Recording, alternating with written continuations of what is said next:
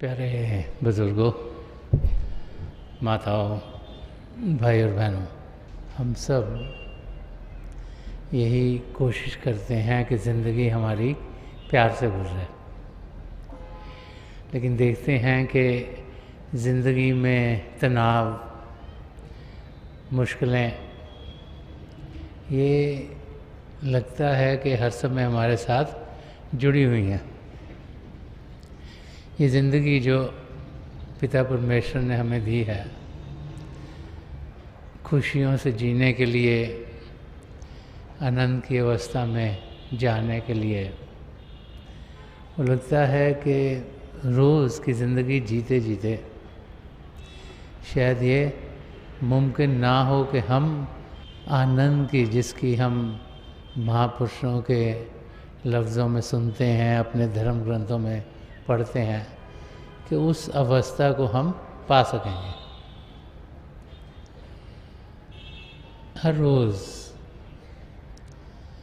ज़िंदगी में वो घट जाता है जो हमारे समझ के दायरे से बाहर है। फिर हम घबरा जाते हैं। चाहे एक दिन खुशी का माहौल हो, लगता है दूसरे दिन कुछ ना कुछ उस माहौल को तोड़ देता है। तो ज़िंदगी को हम समझें कैसे? बार बार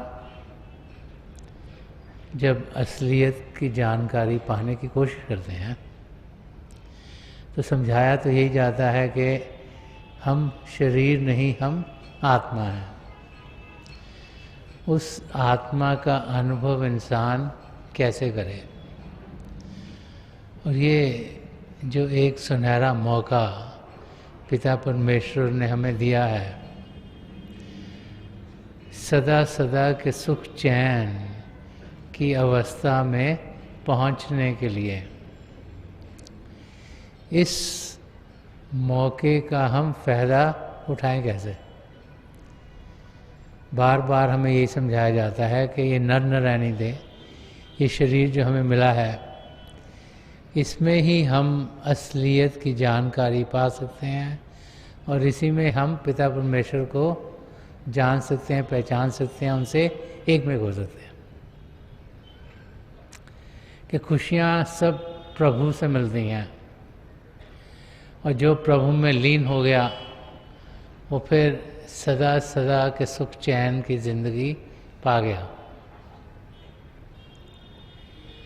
तो इस ज़िंदगी में जबकि हमें वो सब दिया गया है जिसके ज़रिए हम मोक्ष की अवस्था में पहुंच सकते हैं, वो सदा सदा के सुख चैन की ज़िंदगी पा सकते हैं, तो हम वहाँ पहुँचते क्यों नहीं?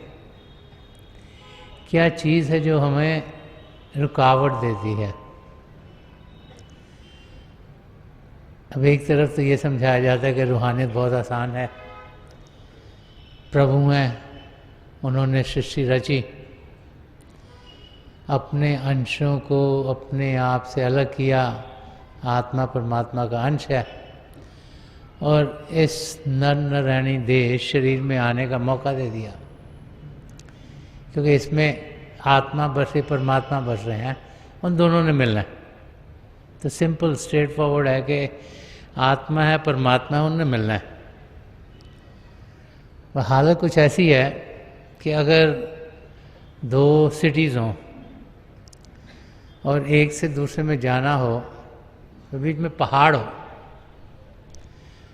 तो फिर जब एक से दूसरी तरफ जाते हैं, पहाड़ की जो सड़कें होती हैं उनको पार करके हमें बड़े ध्यान से जाना पड़ता है, क्योंकि सड़कें स्लिपरी भी हो सकती हैं, छोटी भी हो सकती हैं, एक तरफ खाई भी होती है, कोई पत्थर आके गिर भी सकता है क्योंकि पहाड़ है।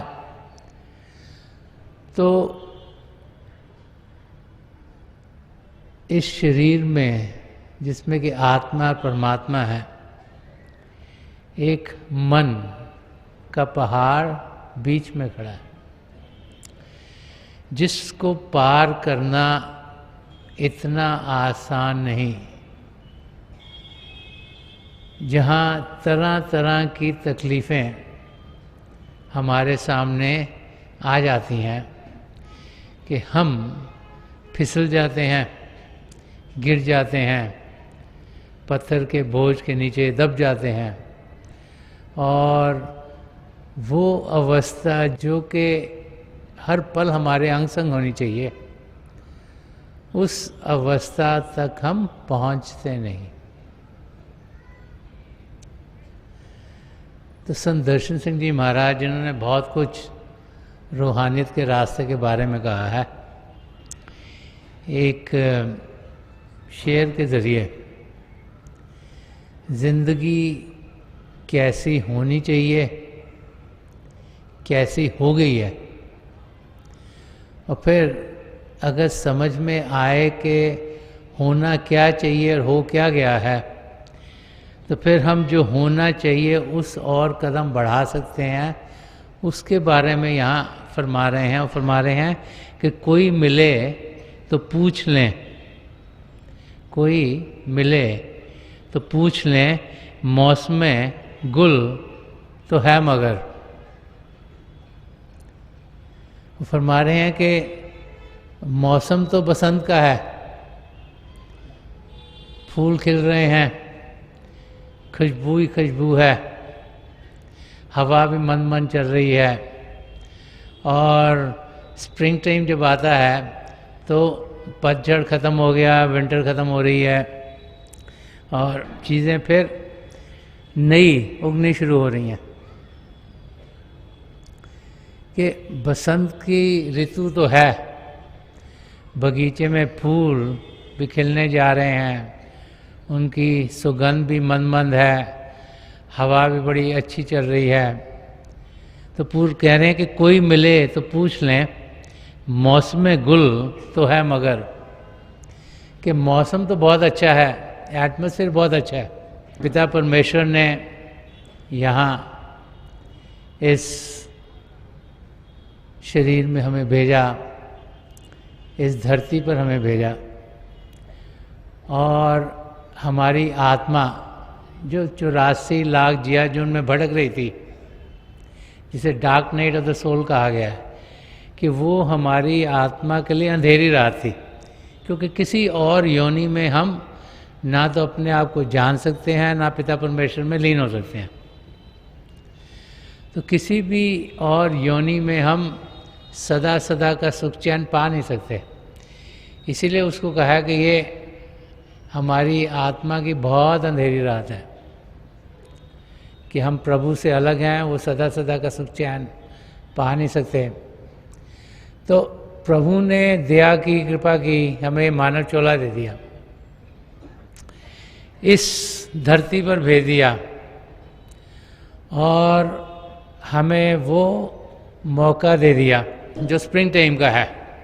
सर्दी दूर हो गई ठंड में, जबकि पतझड़ हो जाता है, पत्ते गिर जाते हैं, सब जगह हलचल हलचल रहती है, शांत इंसान हो नहीं सकता, कुछ ना कुछ गड़बड़ होती रहती, कि वो समय हट गया। अब बसंत ऋतु आ गई है, कि इस अवस्था में प्रभु ने हमें भेज दिया। तो वो तो बड़ी खुशी है कि हम यहाँ पे पहुँच गए।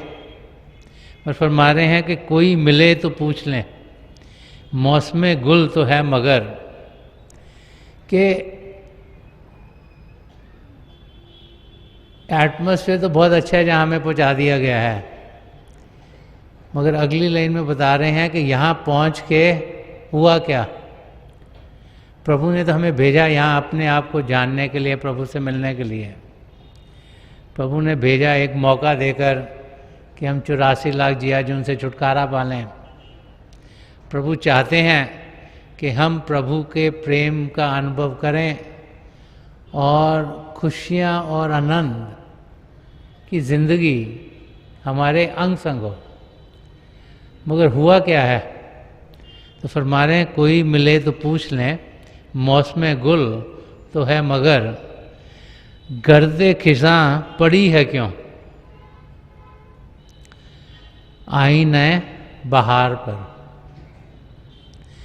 कि गर्दे खिज़ां पड़ी है क्यों आईना बहार पर। वो कह रहे हैं जो बहार का मौसम है, ये जो स्प्रिंग टाइम है, इसके ऊपर अभी भी क्यों पतझड़ का मौसम चढ़ा हुआ है। ये तो बसंत की ऋतु है जो कि खुशियों से भरपूर है, तो इसमें तकलीफ़ें हैं क्यों? कि कोई अनुभवी मिले जिसको इसकी जानकारी हो, तो उससे हम पूछें कि प्रभु ने हमें यहाँ भेज दिया, यहाँ पर तो बसंत का मौसम होना चाहिए, हर एक चीज़ सही होनी चाहिए, अच्छी होनी चाहिए, खुशियों से भरपूर होनी चाहिए, लेकिन यहाँ भेजकर भी हमें तकलीफ क्यों होती है? यहाँ भेजकर भी हम उस अवस्था को पाते क्यों नहीं? यहाँ पहुंचकर जहाँ सारी खुशियाँ हमें मिल सकती हैं, हम उन खुशियों को अपनी ज़िंदगी के अंग संग क्यों नहीं कर पाते? तो संत दर्शन सिंह जी महाराज ने इस शेर के ज़रिए हमारा ध्यान उस ओर किया है, जिस ओर जब हम ध्यान करेंगे तो हम इस धरती पर कैसे अपने आप को हर समय बसंत ऋतु के एटमॉस्फेयर में पा सकें, ऐसी हमारी ज़िंदगी हो। एटमॉस्फेयर है, चीज़ें भी हैं, खुशियाँ आनंद मिल भी सकता है, लेकिन हम उसे पाते क्यों नहीं? अगर हम अपनी ओर देखें तो हम देखते हैं कि इस धरती पर कई महापुरुष आए हैं, बार बार आए हैं, और उनकी टीचिंग्स हमारे अंग संग है। उन महापुरुषों ने अपने अनुभव पिता परमेश्वर के साथ उन भाई बहनों को बताया जो उस समय जीवित थे। अब वो अनुभव जो हमें असलियत को दर्शाते हैं, वो अनुभव जिसमें कि जो असलियत है उसके साथ जुड़कर हम अपनी ज़िंदगी जी सकते हैं, वो अनुभव आस्ते आस्ते जैसे वो महापुरुष इस धरती को छोड़कर शारीरिक रूप से गए, तो उनके बाद वो अनुभव कम होने शुरू हो गए। असलियत क्या है वो छिपती चली गई, और ये धरती जो कि माया की दुनिया है, उसके जाल में हम सब फंसने शुरू हो गए। इस धरती पर बहुत सी अट्रैक्शंस हैं जो कि काल ने की हुई हैं ताकि उनमें हम धंस जाएं। इस धरती पर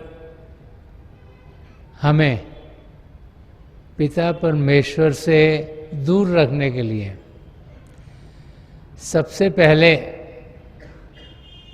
तो हमारे अंदर, सबके अंदर अहंकार उठना शुरू हो जाता है। हर एक इंसान ये ज़रूर अनुभव करता है कि मैं औरों से अलग हूँ, और फिर वो सोचता है कि मैं शायद औरों से बेहतर हूँ। हर एक इंसान अपने दिमाग को सबसे तेज दिमाग समझता है। वो सोचता है कि मेरी समझ ज़्यादा है, औरों को तो शायद इतनी समझ नहीं, और फिर अहंकार के कारण वो औरों को बताना भी चाहता है कि वो ज़्यादा अक्लमंद है, और उसके साथ साथ क्योंकि वो अपने आप को ज़्यादा अक्लमंद समझता है, जब चीज़ें उसके मुताबिक होती नहीं तो उसे क्रोध आ जाता है। जब उसे कुछ मिलता नहीं, वो सोचता है मैं तो सबसे बेहतर हूँ, मेरे को ज़्यादा मिलना चाहिए,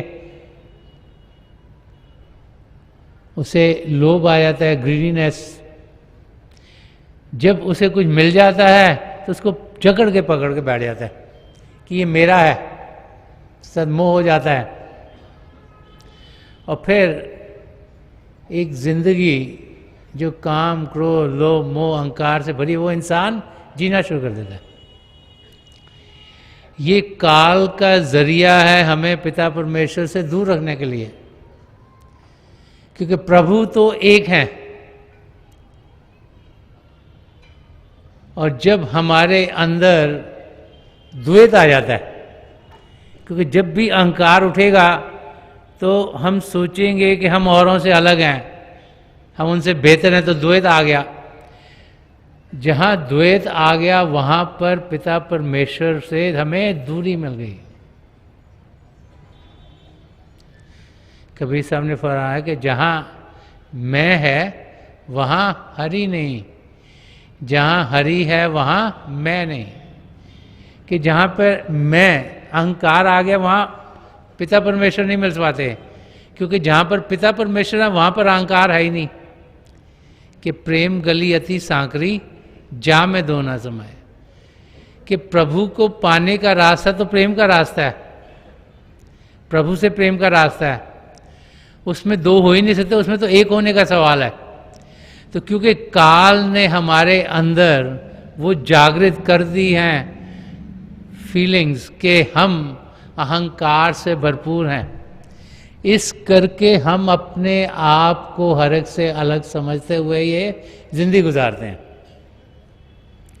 और जब तक हम अपने आप को उस अवस्था में नहीं पहुंचाएंगे जिसमें कि हम जाने कि हम एक हैं, तब तक हम कभी भी इस धरती पर जीते हुए पिता परमेश्वर को और सदा सदा के सुख और आनंद की अवस्था को पा नहीं सकते। तो पहली चीज़ ये समझने वाली है कि इस दुनिया में बहुत सी अट्रैक्शंस हैं जो कि माया में हमें उलझा देती हैं। चाहे वो हो कि ये शरीर जिसको हम अपना समझते हैं, इसको तंदुरुस्त रखना है, तो इंसान उस ओर लग जाता है। चाहे वो ये हो कि हाँ दिमाग बहुत अच्छा होगा तो हम इस धरती पर अच्छा करेंगे, तो दिमाग को तेज़ करने में लग जाते हैं। कभी अगर हमें लगे कि हमारे मेल मिलाप लोगों से अच्छे हों तो सबके साथ सुख चैन से जिएंगे, तो हम उस ओर लग जाते हैं। तो ये सब अट्रैक्शंस इस माया की दुनिया की हैं, ताकि जो असलियत है, जो आत्मा है, उस और हमारा ध्यान ना पड़े, और हम चाहे उस जगह पर पहुंच गए जहाँ से हम पिता परमेश्वर को पा सकते हैं, लेकिन वहाँ पहुंचकर भी हम माया की उलझन में फंस जाते हैं। तो पहले तो ये समझना कि कैसे इंसान यहाँ आकर, जबकि उसे सब कुछ मिल सकता है, उसे पाए बगैर दुनिया की चीज़ों को पाता पाता ही अपनी ज़िंदगी गुजार देता है। और फिर ये सुनहरा मौका उसके हाथ से गुजर जाता है।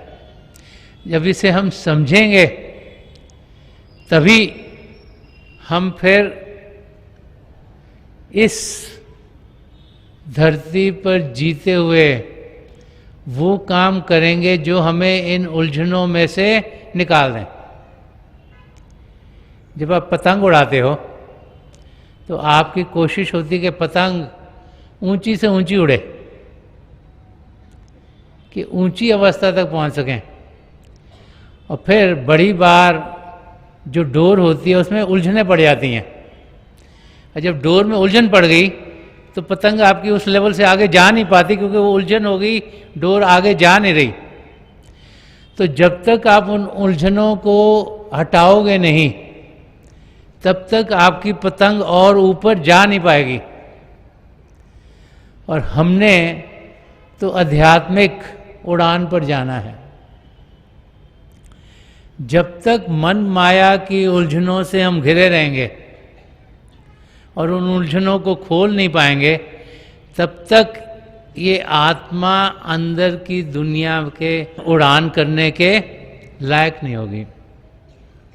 तो संत दर्शन सिंह जी महाराज हमें यहाँ यही समझा रहे हैं कि जब हम ध्यान दें कि प्रभु ने तो हमें यहाँ भेज दिया है, प्रभु को पाने के लिए, हम उन्हें पा क्यों नहीं रहे, तो हमें समझाने की कोशिश करें कि हम अपनी ज़िंदगी को देखें क्या क्या रुकावटें आ रही हैं। जब समझ में आएगी क्या क्या रुकावटें हैं, फिर हम अपने आप को उन रुकावटों से परे करते हुए अपनी मंजिल की ओर बढ़ेंगे। कि दुनिया की अट्रैक्शंस, इनके खिंचाव जब हमारी समझ में आएंगे तो फिर हम उनमें फंसेंगे नहीं।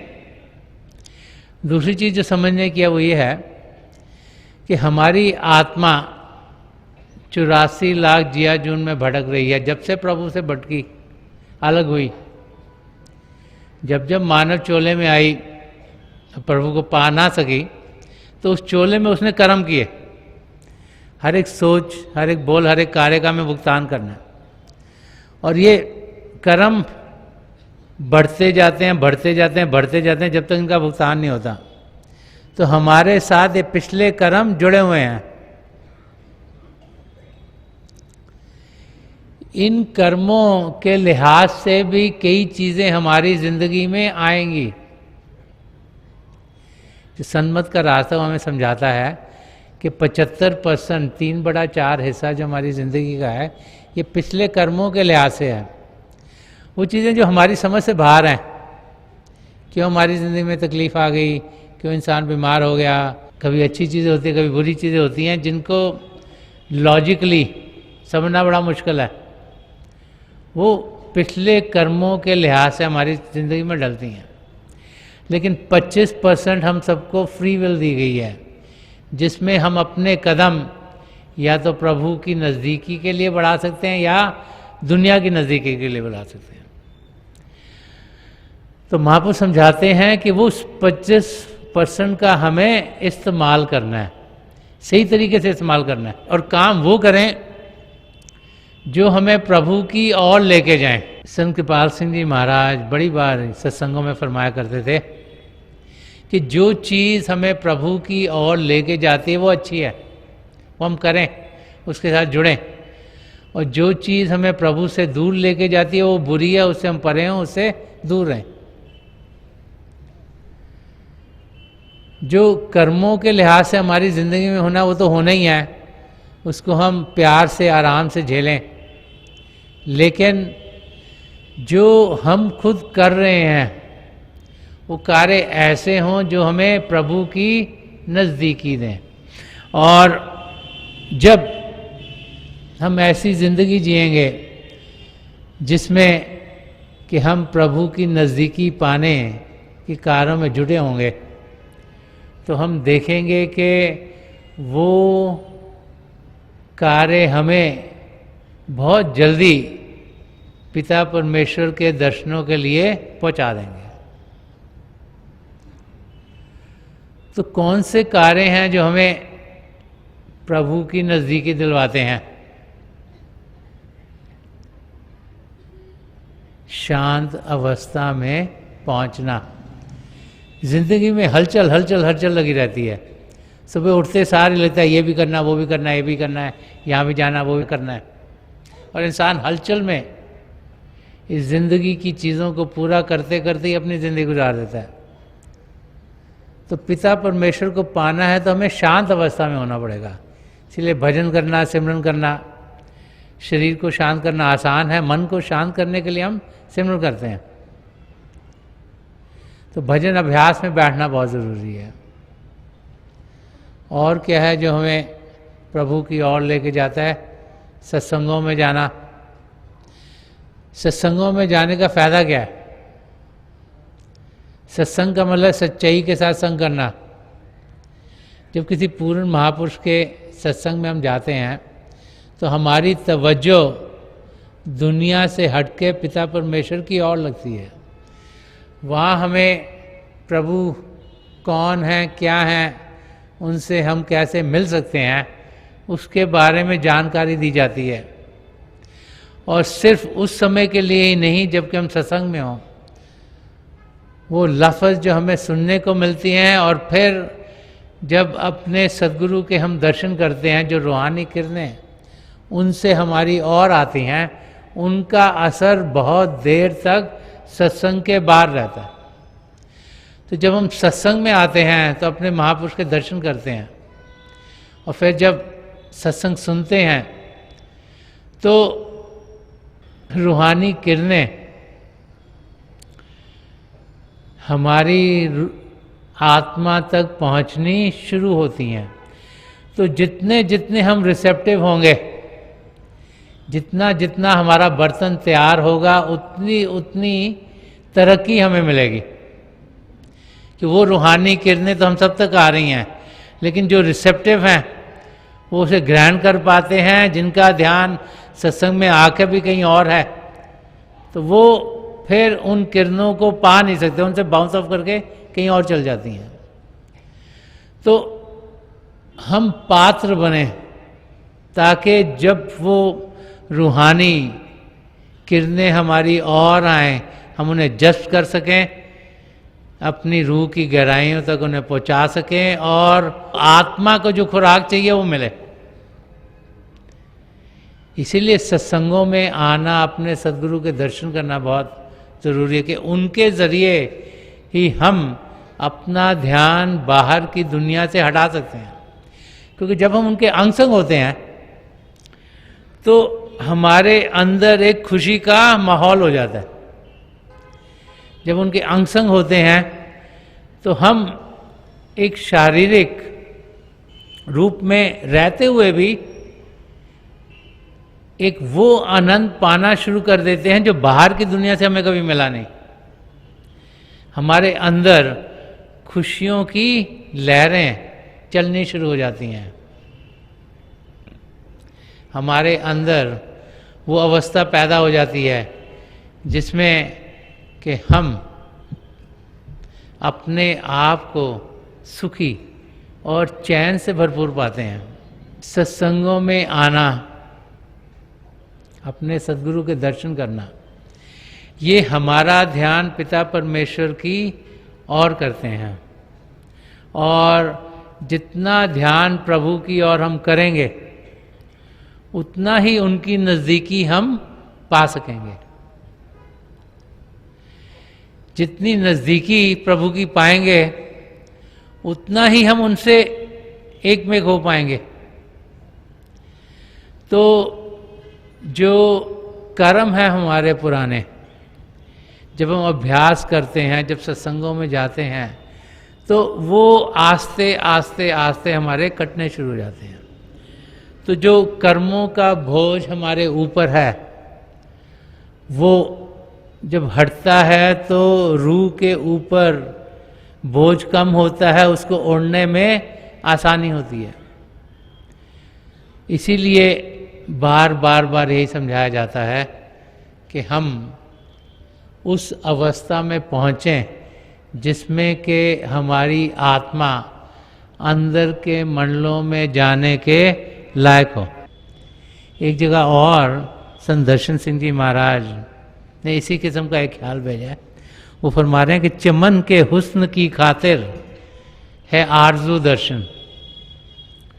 वो कह रहे हैं कि ये बगीचा है जिसमें हम सब आए हैं।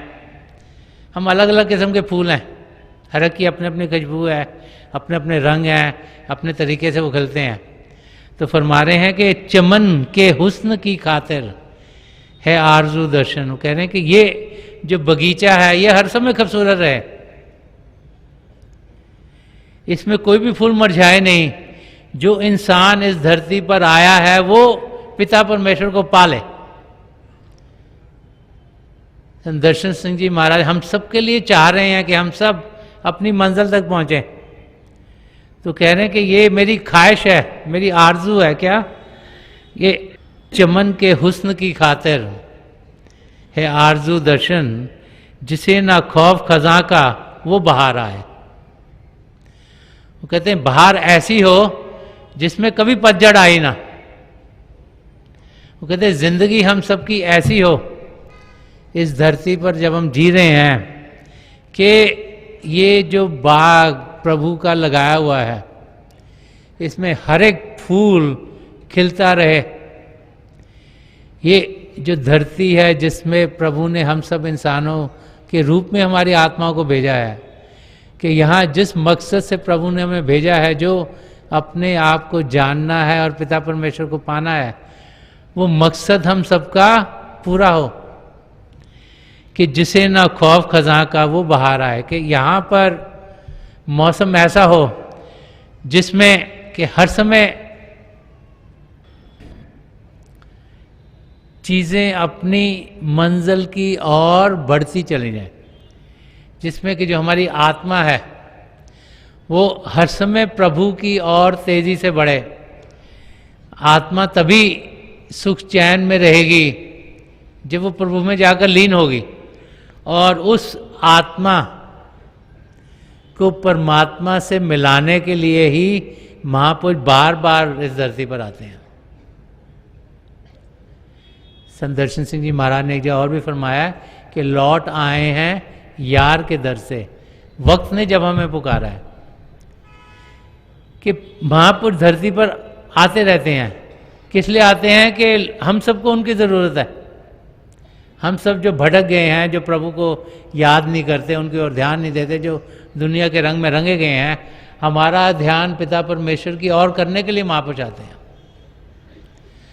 और जब उनकी दया दृष्टि हम पर पड़ती है, उनकी तवज्जो हमको मिलती है, तो फिर हम इस माया की दुनिया में जीते हुए अपने कदम पिता परमेश्वर की ओर तेजी से बढ़ा सकते हैं।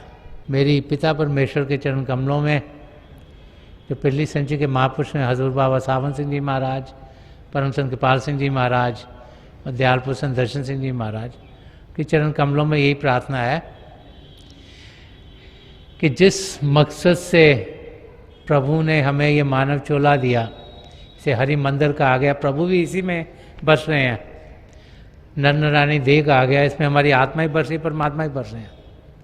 कि जिस मकसद से प्रभु ने ये हमें शरीर दिया है, उस मकसद को हम पूरा कर पाएं। हम जानें कि जितनी देर ध्यान दुनिया की ओर करेंगे तो कुछ ना कुछ दुख दर्द हमारी जिंदगी में ढलता रहेगा। जैसे ही ध्यान प्रभु की ओर करेंगे तो ये दुख दर्द हटने शुरू हो जाएंगे। कि हमारा ध्यान दुनिया की ओर नहीं, पिता परमेश्वर की ओर हो। और जब हमारा ध्यान पिता परमेश्वर की ओर होगा तो हम सुख चैन की जिंदगी को जरूर पाएंगे। तो मेरी महापुरुषों के चरण कमलों में यही प्रार्थना है कि हम सबका ध्यान पिता परमेश्वर की ओर हो, ताकि जो जिंदगी का मकसद है, जो अपने आप को जानना है और पिता परमेश्वर को पाना है, वो हमारा इसी जिंदगी में पूरा हो जाए।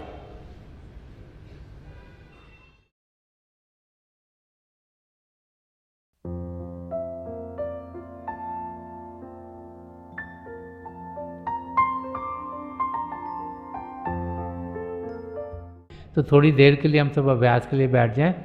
आप जहाँ भी बैठे हैं आराम से बैठिएगा, अपनी आंखें बंद कर लीजिएगा।